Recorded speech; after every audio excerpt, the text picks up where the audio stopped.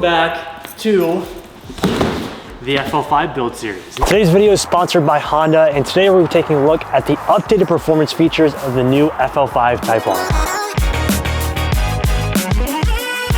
The new FL5 Type R is equipped with an updated 2.0 turbocharged VTEC engine. The power has been bumped all the way up to 315 horsepower. This is Honda's most powerful Civic Type R yet, and it's really, really good. If you guys want to learn more about the FL5 Civic Type R, head to the first link down in the description box below. Now, like I keep telling you guys, there's not a lot of stuff out for this car just yet, but we're gonna do as much as we can. And we have a special delivery from our friends over at PRL that we're gonna be installing today. We have one more box. Here we go. This stuff is super exciting, and I'm pumped just to like get deeper into the car. I do want to give a big thank you to you guys. All the support on the FL5 has been incredible. It makes me super happy that you guys are just as pumped as we are. We know how anticipated the new FL5 was, and I'm super excited to get my hands on it and start figuring out what works on this car and what doesn't. Because as you guys saw previously, our brakes from the FK8 actually work on this car too. And with a little bit of modification, some other stuff from the FK8 does work. But today, we have something completely new and engineered by PRL. We have their, the billet end tanks, dude. Oh my gosh, look at this. We got the juicy PRL inner, I don't want to take it out just yet. It's really heavy, God. Look at this, the beautiful billet PRL intercooler for the car today. This is a thick boy. This is thick. I'm very curious to see what this looks like compared to the stock intercooler, but this is going to help us tremendously, give us a little bit more power, a little bit better cooling. It's gonna be very, very nice. Now, I think that in this box back here, I think this might be, yes, we have some FL5 PRL goodies. Thank you guys over there, I appreciate it. We do have new couplers, we do have charge piping.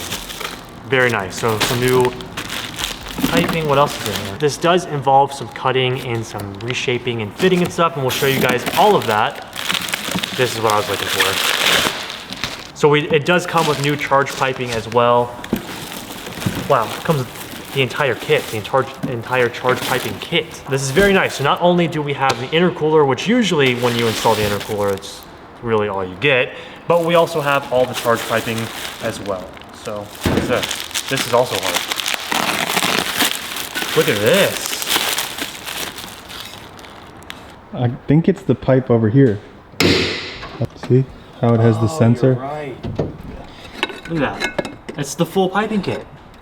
Thank you, PRL. This is going to be absolutely sick. So we have our work cut out for us today. We're gonna have to rip this entire front end off the car and start fitting things up. So when I was talking to my guy, Pat, over at PRL, he did say that if you look down here, the intercooler is kind of pushed behind the grill. With the PRL intercooler, it's shoved more towards the grill and gives it like a really aggressive look. I'm super pumped to see what he meant by that, and I think it'll look really nice if the intercooler is a little bit closer, because then you'll be able to see it right through the grill since there's so much open area with the honeycomb design here. This is gonna be absolutely sick, and hopefully this piping actually gives us a little bit more performance out of it as well. This is gonna be really nice, and we're gonna have a full day of some performance installs on the Type R.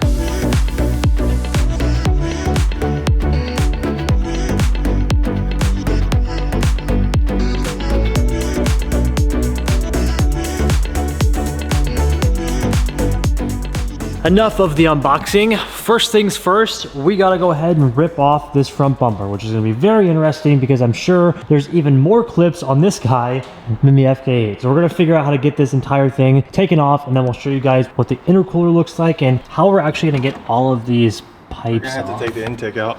Yeah, this is gonna be very, very interesting. Lots of moving parts here, but I think ultimately this will benefit us in the long run. It's gonna be awesome. So we're gonna go and get started. And it's also crazy because this car still only has 55 miles on it, and we're just digging right in, wasting no time, but it's gonna be awesome. So you guys have seen us take the FK8 front bumper on and off many, many times, so I'm just gonna go ahead and time lapse this. I can tell you guys there's gonna be a lot of clips up top, and then of course the under tray on the bottom, because it's even more of a flat bottom with this car than it is the Type R. So I'll show you guys that when the time comes, but we're gonna go ahead and start popping all of these little clips off.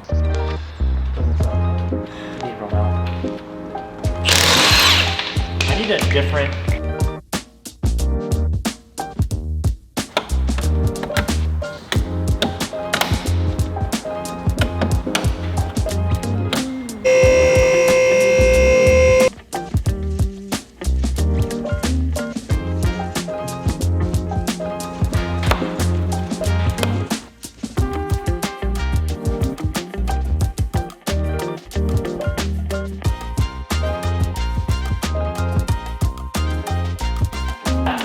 Is this recording? I don't know, probably not. It is recording.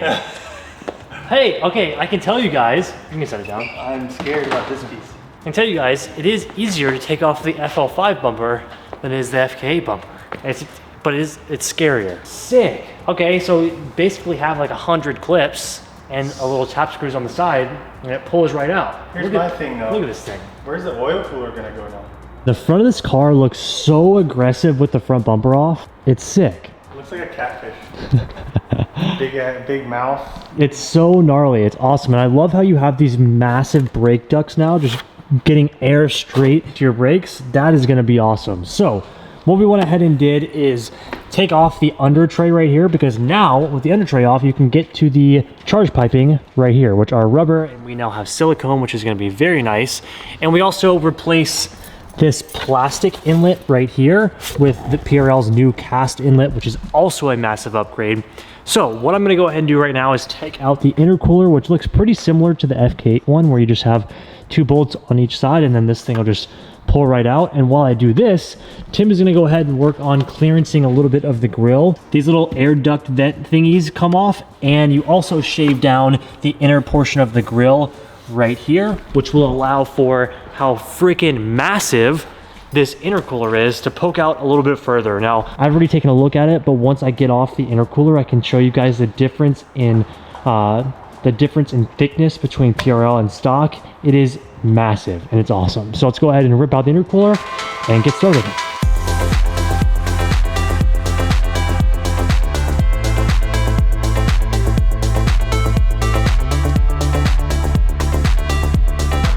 Boom! Look at this dude. Same as the other one. Look at this little baby guy. It is. They're exactly the same. It probably is. We have OEM intercooler. Let's take a look at OEM versus PRL. Take a look at this. It eats it.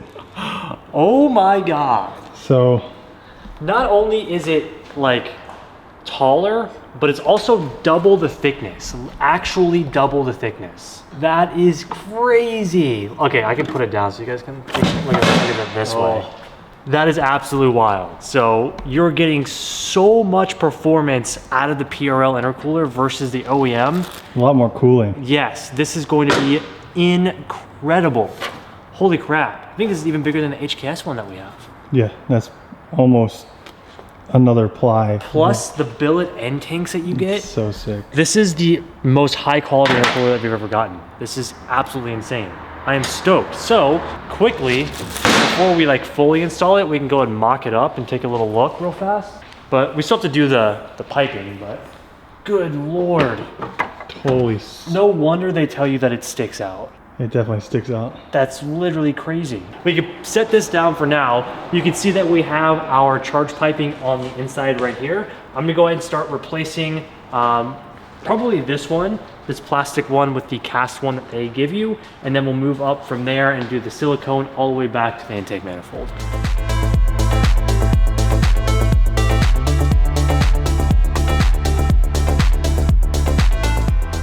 What I went ahead and did is take out the intake, and you can directly get to the charge piping that we're replacing right here, as well as this piece right here as well. This guy is gonna come right off here.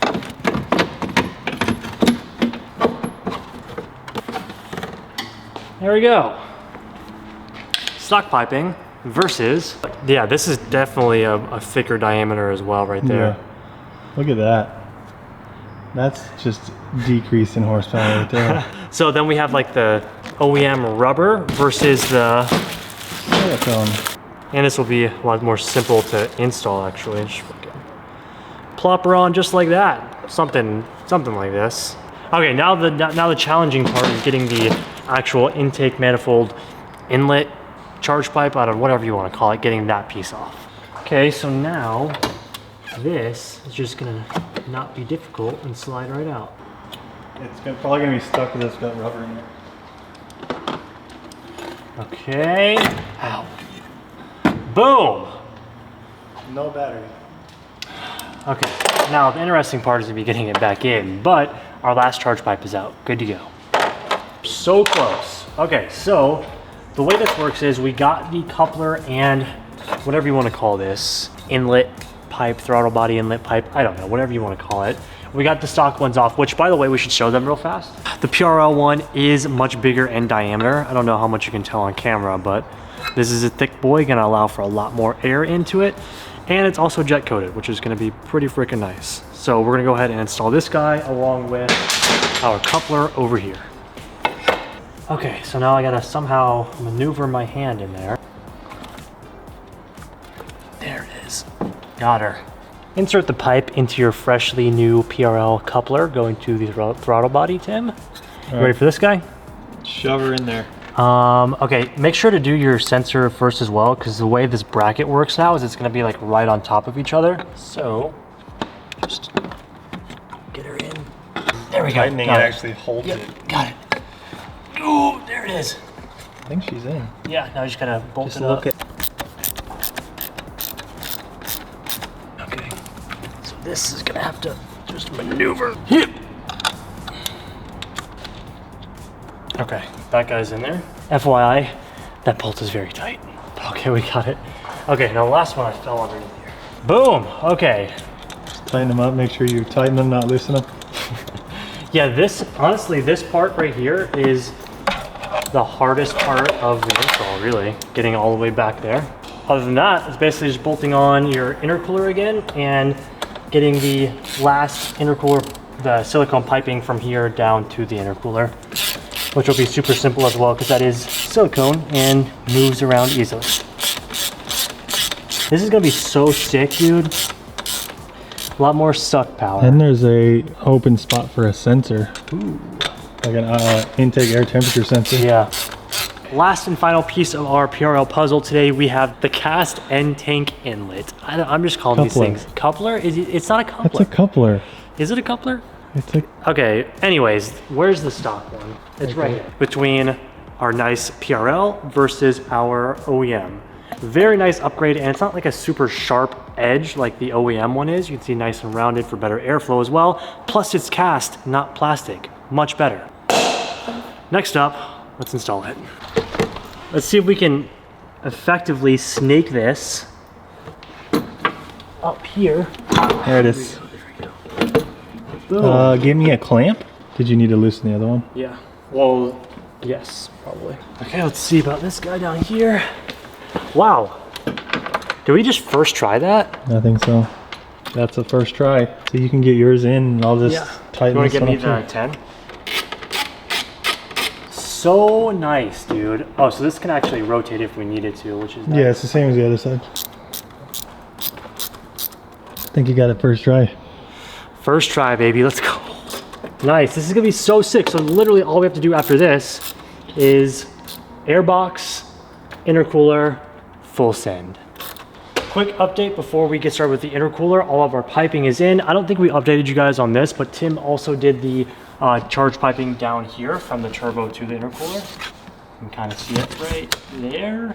We also got our intake box in. So now we can fit up the juicy boy. Now it's going to be a mission to try and like squeeze this in here because of how big this thing actually is, but should be just fine. Oh, actually, before we do this, we got to relocate this guy. Oh, yeah, that's probably why you were having an issue. Yeah, we had to drill a hole. Yes, we do have to do that. We should show you guys that as well. Okay, in order to install the PRL intercooler, you are going to have to relocate your air temperature sensor right here. So we are going to go ahead and cut this tab off. It's fine. It's fine. Just let me clean it up real fast. There we go. Like it wasn't even there, Tim. Yep. Now you relocate this guy, I think like right up in here somewhere. So it's just out of the way. So, because obviously this thing is so much taller and bigger that it does hit it right here. So it'll just be tucked up into here and you'll be good to go. A little relocation kit there, Tim. Literally just drill a hole through the plastic and Yeah. Just There about we the go. same size as the other one, and boom, you're Boom, little modification. Okay, now we're ready for the intercooler.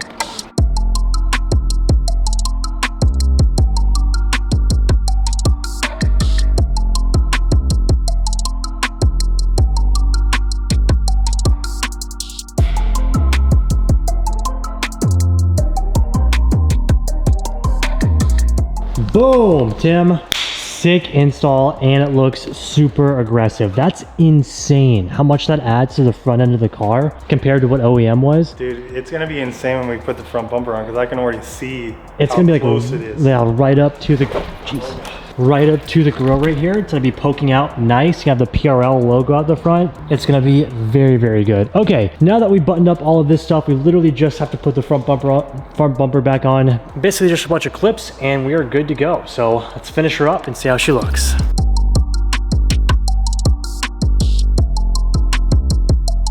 So it's not complete yet because we didn't actually finish underneath just yet, but I can confidently say Honda made this very easy and very pleasant, honestly, to work on. Getting the bumper on and off is a lot easier than the FK8, at least from our experience. And Honestly, another point. what? It will probably be easier for companies to make front lips and stuff because that is Yes. way easier Yes. than that having a front lip made into the bumper. Yeah. You know?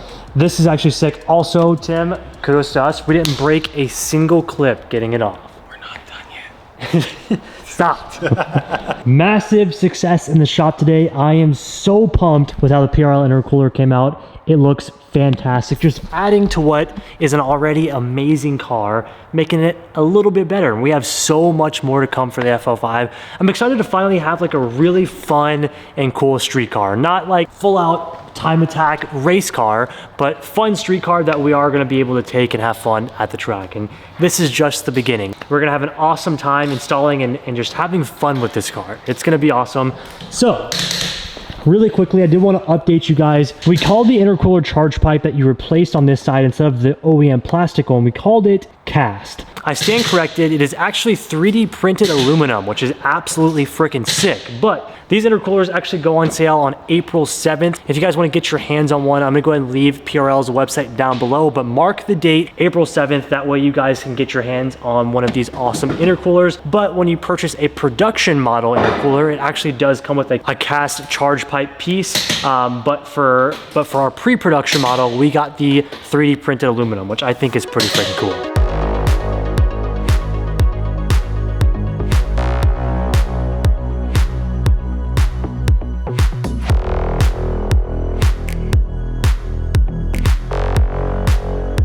Man, I know I sound like a broken record when saying this, but I cannot get over how freaking amazing this car looks. And even the Sonic Gray Pearl has just grown on me so much with the T37s, the new brakes that we have, and the intercooler. It's just all these tiny pieces are making a really amazing puzzle, and I'm very excited to see where this build goes. But now, the moment of truth. We gotta start her up, make sure everything's fine, which I believe it will be. None of this stuff requires a tune, which if you guys don't know, ECU on these cars has still not been broken yet, so you can't tune these just yet. So all of this stuff does not require a tune. Let's go ahead, squeeze on in, and give her first start.